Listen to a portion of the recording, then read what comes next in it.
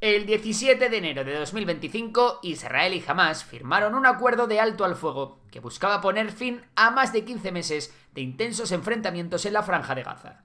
Este pacto, mediado por Qatar, Egipto y Estados Unidos, establece un cese de las hostilidades y un intercambio de prisioneros entre ambas partes. Según el acuerdo, Hamás liberará a 33 rehenes israelíes, tanto vivos como fallecidos, en 3 fases de 42 días cada una. A cambio, Israel excarcelará a un número significativo de prisioneros palestinos. El alto al fuego entrará en vigor el domingo 19 de enero a las 12:15. Lo que muchos nos preguntamos después de los terribles bombardeos de Israel, que han dejado decenas de miles de muertos en Gaza, es ¿quién ha ganado en este conflicto? Por supuesto, sabemos que quien ha perdido ha sido la población civil palestina, y en menor medida también la población civil israelí. Pero, ¿se han cumplido los objetivos estratégicos de alguna de las partes? Aunque en un principio parecía que Israel avanzaba hacia la derrota estratégica de no solo Hamás, sino el eje de resistencia, la realidad, más de un año después, revela una situación mucho más compleja. Tras los ataques iniciales de Hamás, Israel respondió con una ofensiva militar masiva en Gaza, eliminando a varios altos líderes de la organización. En paralelo, Israel intensificó sus operaciones en el sur del Líbano contra Hezbollah, bombardeó objetivos hutíes en Yemen y atacó posiciones iraníes, incluyendo instalaciones estratégicas relacionadas con su programa militar nuclear. Sin embargo, a pesar de las pérdidas sufridas, el eje iraní ha demostrado una capacidad de resistencia sorprendente. Ni Hamás ha sido derrotado completamente en Gaza, ni Hezbollah ha perdido su capacidad operativa en el Líbano.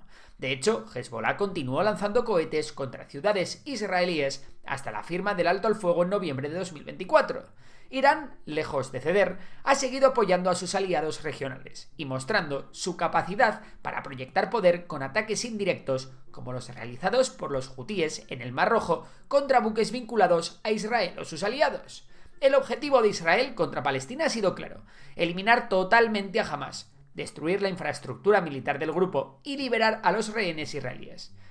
Y de paso, eliminar a la población gazatí y hacerse con el control de los territorios palestinos, como ya hacen sus colonos en Cisjordania. Así que, para responder a vuestra pregunta de ¿quién ha ganado?, tenemos que tener en cuenta estas 5 claves. La primera son los progresos militares a la hora de conseguir sus objetivos estratégicos. Desde el inicio del conflicto, Israel ha conseguido algunos avances. Ha eliminado a líderes clave de Hamás, como Ismail Haniyeh o Yahya Sinwar, y también a Mohamed Deif.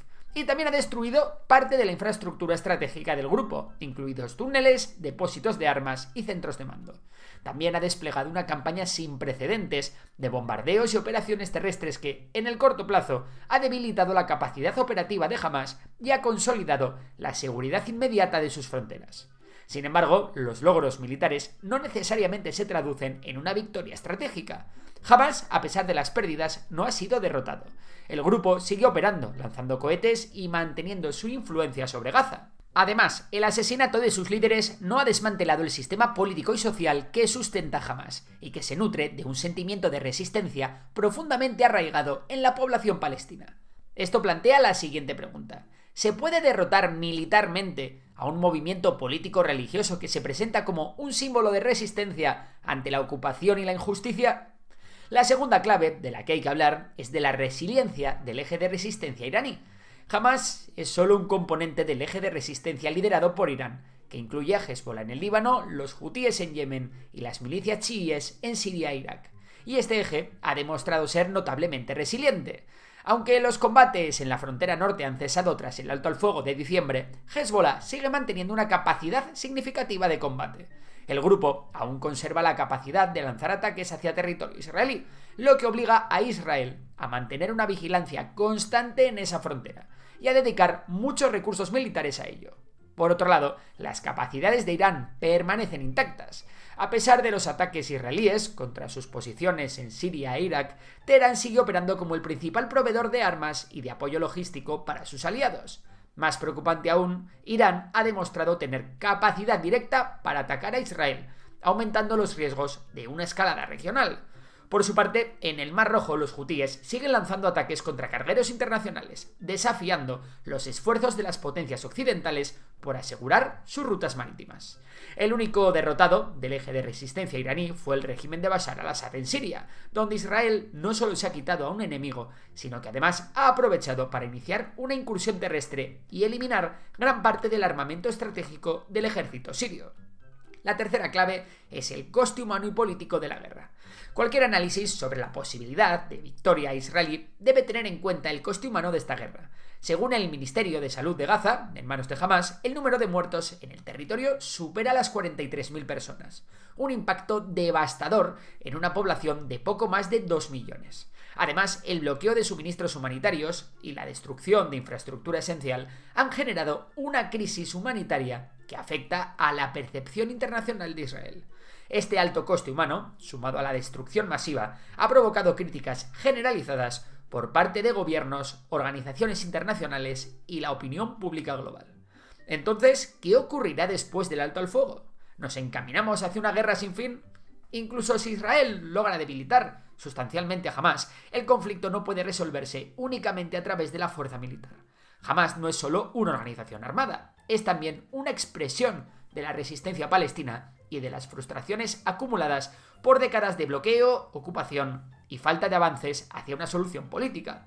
Como señaló el politólogo Robert Pape en Foreign Affairs, la estrategia de Israel basada en la fuerza militar puede irónicamente hacer a Hamás más popular y fortalecer su narrativa de resistencia. De hecho, encuestas recientes muestran que el apoyo a Hamás ha aumentado en toda la región árabe desde el inicio del conflicto. Además, Israel no puede ignorar que su relativo éxito militar en Gaza no garantiza su seguridad a largo plazo. La ocupación, la falta de una solución política para los palestinos y la influencia del eje de resistencia seguirían alimentando el ciclo de violencia. Pero bueno, no me enrollo más. ¿Quién ha ganado? ¿Quién se ha llevado el gato al agua en la guerra? Bueno, repasemos. Por un lado, las victorias tácticas de Israel no se traducen automáticamente en soluciones estratégicas a largo plazo. Los enemigos de Israel han demostrado ser resilientes, capaces de adaptarse y de mantener su capacidad operativa a pesar de los golpes que han sufrido. Para Hamás y Hezbollah, simplemente resistir y seguir operando después de un conflicto ya es percibido como una victoria, particularmente en un contexto de apoyo popular y legitimidad dentro de sus comunidades. Aunque Israel puede infligir un daño considerable a sus adversarios, lo hace con un coste interno elevado, como son las divisiones políticas, el impacto económico o las tensiones sociales, que cada vez son mayores en Israel. Además, las críticas internacionales por las altas cifras de víctimas civiles y la devastación en Gaza dañan su imagen en el exterior. Además, Israel parece que carece de un plan claro para el día de después. ¿Qué va a pasar ahora? ¿Qué soluciones políticas ofrecen? Pues no lo sabemos. Sin avances hacia una solución política justa que aborde las aspiraciones palestinas, cualquier victoria militar será efímera y sembrará las semillas de futuros conflictos. Vamos, que Israel ha ganado batallas, ha masacrado a la población palestina y ha alcanzado objetivos militares específicos, pero no puede lograr una victoria absoluta sin abordar las raíces políticas del conflicto. Mientras no exista una solución diplomática y política duradera, el conflicto seguirá siendo un ciclo interminable de violencia y resistencia. No obstante, por parte del grupo terrorista Hamás tampoco se puede decir que lo conseguido en Gaza sea una victoria. Su población ha sufrido de lo lindo, y ellos han sido los que agitaron el avispero con el ataque del 7 de octubre de 2023. Hamás es una organización más débil que antes. Sus grandes líderes están muertos, y su continuidad al frente de Gaza está en el aire. Todo esto por no hablar de que el ejército israelí ocupa partes de su tierra, a la par que Gaza es un amasijo de escombros. Por mucho que Israel no pueda acabar con Hamás, la posición de la milicia palestina no es nada halagüeña. Y si a la organización le importa algo su pueblo, cosa que dudo, a la vista está que los resultados no se pueden calificar de victoria. Por tanto, este es un conflicto en el que nadie ha salido como un claro ganador. Tanto Israel como Hamás tenían una mejor situación antes del 7 de octubre de 2023. Y si bien Israel ha demostrado una superioridad manifiesta, esta no es lo suficientemente abrumadora como para eliminar a sus enemigos de la faz de la Tierra. Y esto es todo. Si te ha gustado el vídeo, seguro que te encantará nuestro curso de geopolítica de la cumbre. Te dejo el link en la descripción y dadle cariño porque de verdad que le hemos puesto un gran empeño a la hora de hacerlo. Por lo demás, un saludo y hasta la próxima.